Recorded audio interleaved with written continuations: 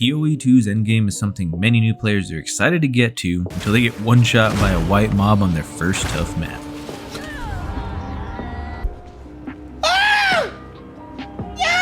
As many longtime fans will point to it being as the weakest part in an otherwise fantastic game, the endgame in PoE2 has been the topic of constant debate. People like myself, who are refugees from other AARPGs, see different endgame activities to do and think, wow. There are 4 things there. 4 things.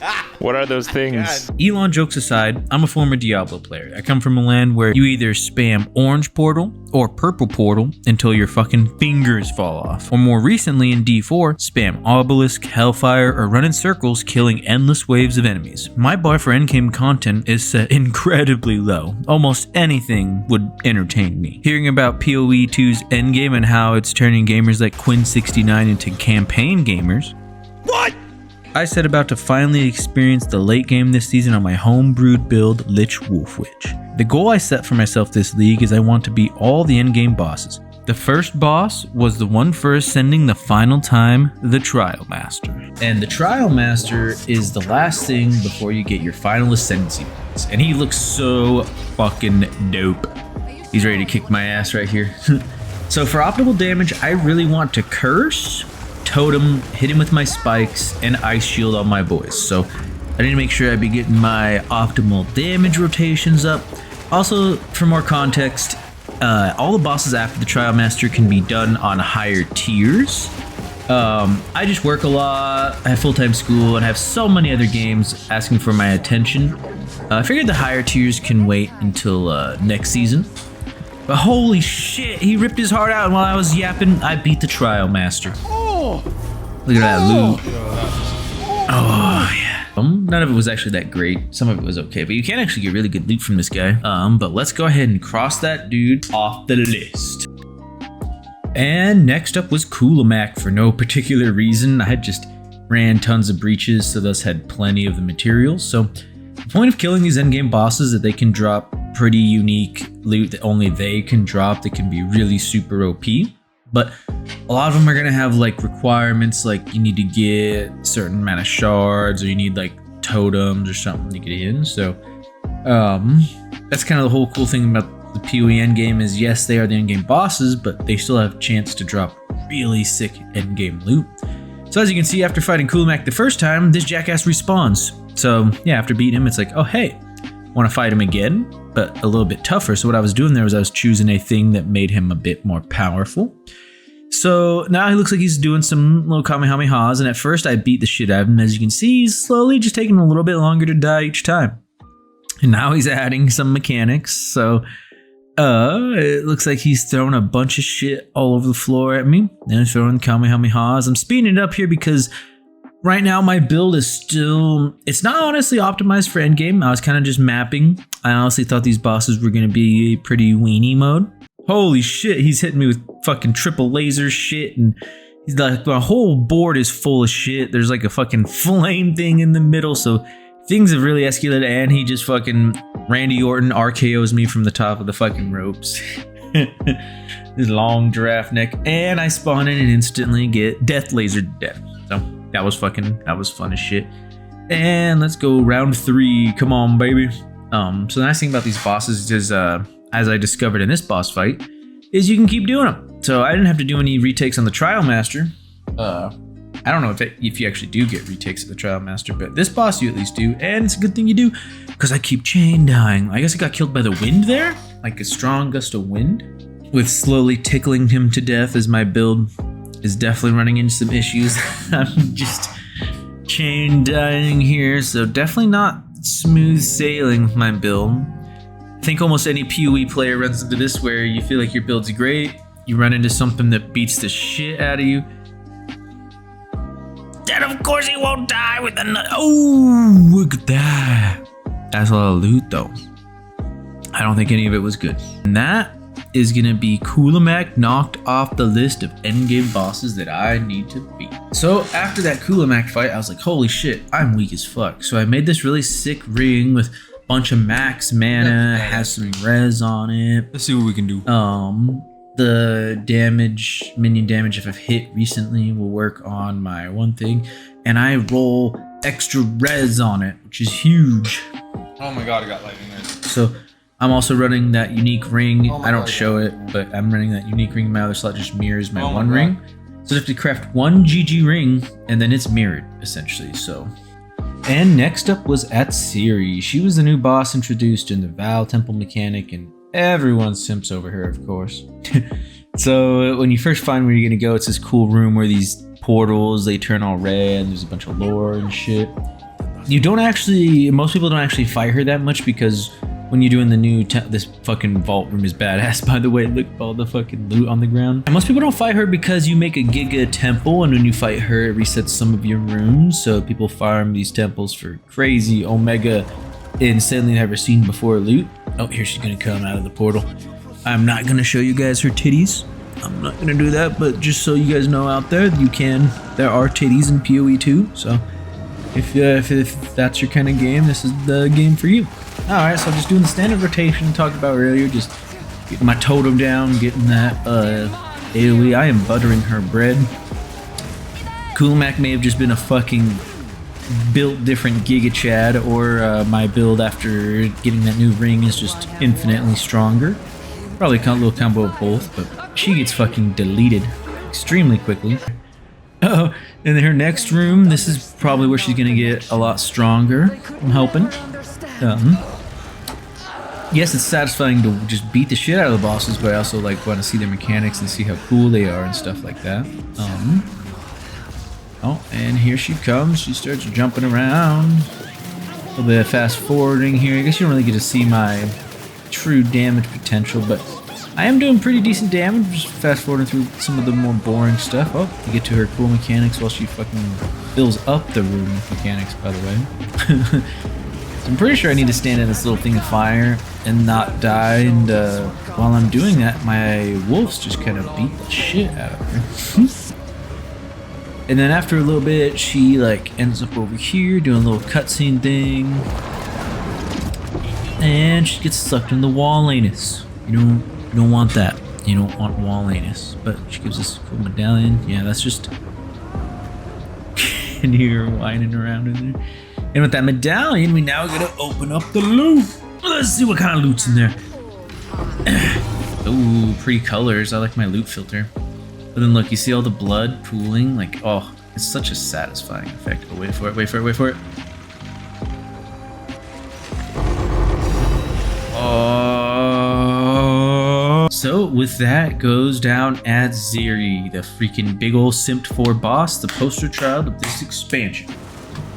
And up next was, I believe I do Xesht next, which is, yep. So next is the breach boss, but to get to the breach boss, you basically just do a breach. A breach just basically unleashes these monsters from another dimension on you. And my build at this point, my wolves just kind of mow the lawn with them, so it's kind of like just watching that movie World War Z, but I am the horde of zombies that's just kind of pouring through, murdering everything. So just fast forwarding through this breach here.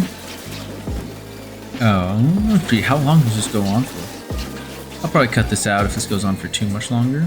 But yeah, as you can see, I just fucking kind of just walk through it while my guys run through. My build's really efficient for it, to be honest. Then, into the breach, we are rewarded with a decent amount of nice little, some breach loot right there. Breach rings, they can sell for decent money if they if you get good drops on them. I think one of those did sell for a decent amount of divs, if I'm not mistaken. Alright, now let's beat up Xesht. So there's this cool dude hiding in the hiding in the altar there. Got some big hands. Just doing the standard rotation. Oh, slapped down a big middle finger on me, what that looked like. Holy shit, we are doing way more damage than we have before. I don't know if I'm hitting my combo more clean or what, but yeah. Xesht got absolutely annihilated compared to Kulemak. Squish, he got squished by some cool hand from somewhere. Not as big of a loot pinata as the other guys, but he did have loot before, and then that is Xesht crossed off the list. of endgame bosses.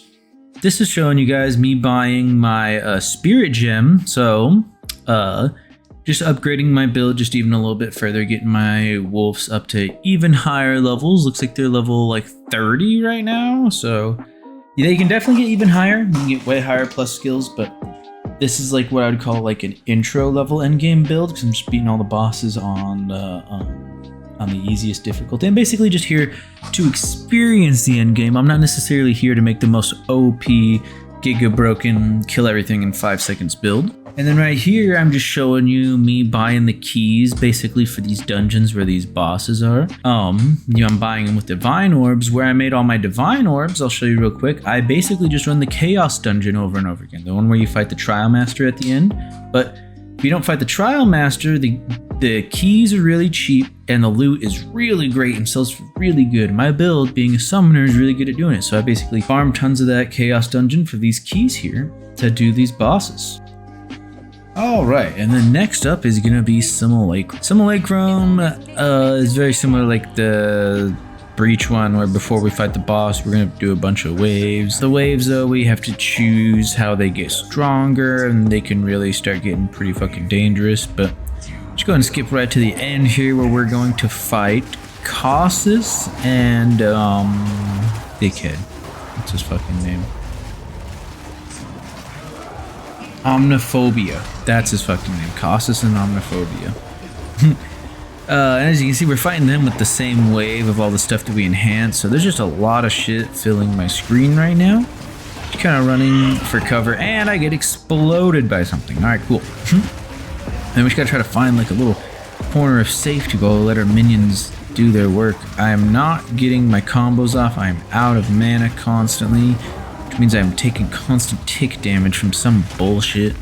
Oh, we finally find a safe area. Our minions managed to clean out a lot of that density. That was the main problem, is they had too much density for my guys, so they were killing my guys. But now that they've cleaned them out a lot, they just got the bosses left to focus down, and their damage is not the best, but I mean, they are 2 bosses, so this one is definitely a lot harder than the last couple of bosses we fought. I mean, they are 2 bosses together, these fucking knuckleheads, these chuckle fucks. Damn, when it's just one of them left though, they get absolutely spit roasted. And loot pinata time. I don't think any of it was good. I think he was all straight butt cheeks. With that, I can mark 2 endgame bosses off the list, and now we're left with only a few more to go. So here, running the Petition boss. So this is the one you do if you do a bunch of tributes, like the fucking one things. I never do tributes, so I definitely just bought these.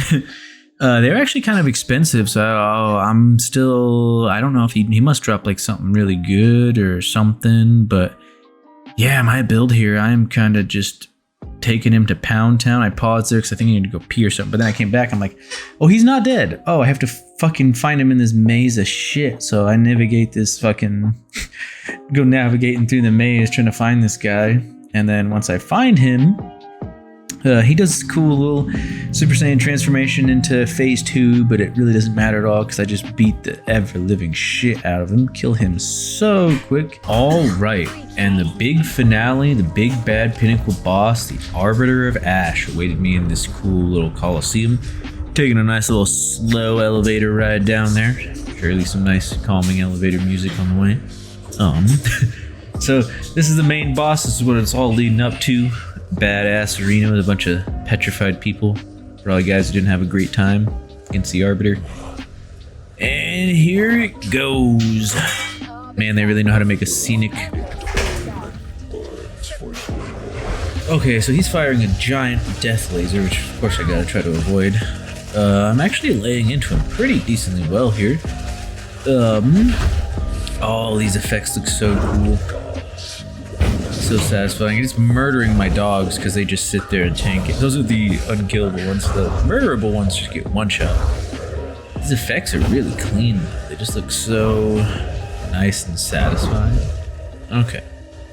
Now that's over, now that hell is finally over, we can actually maybe do some DPS. Nope, he starts jumping around and doing some crazy shit. So this is the cool mechanic that I always see people fuck up, so really focusing on it. Making sure if you don't land on these little circle things here, you get fucking annihilated. Appreciate shit, one shot. And I didn't see that there was one up there. I thought the phase was over.